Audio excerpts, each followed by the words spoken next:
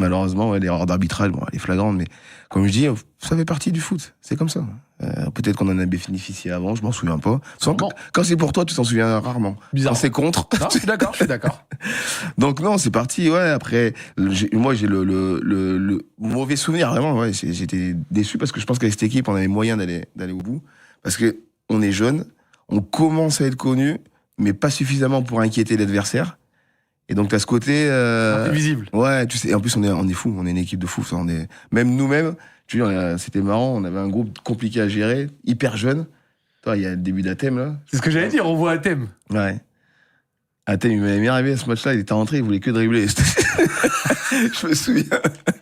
Athème, c'était quel joueur. Il était si fort que ça en jeune, ou en tout cas quand il est arrivé dans ses premières années. Il était injouable. Hop, laisse tomber. Et Athème, quand il est arrivé, je crois qu'il doit avoir 15 ans. C'était injouable. Il fait, des fois, l'entraînement, il faisait des trucs, il faisait ce qu'il voulait. C'était... En plus, il allait vite. C'est ça le truc. Non seulement il driblait, mais il allait très très vite et il driblait dans la verticalité. Ok. Aujourd'hui, t'as beaucoup de gens qui savent dribbler, mais ils dribblent sur la largeur.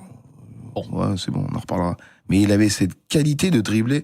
En fait, même pas par des dribbles, en fait, il élimine l'adversaire par la conduite de balle. Souvent.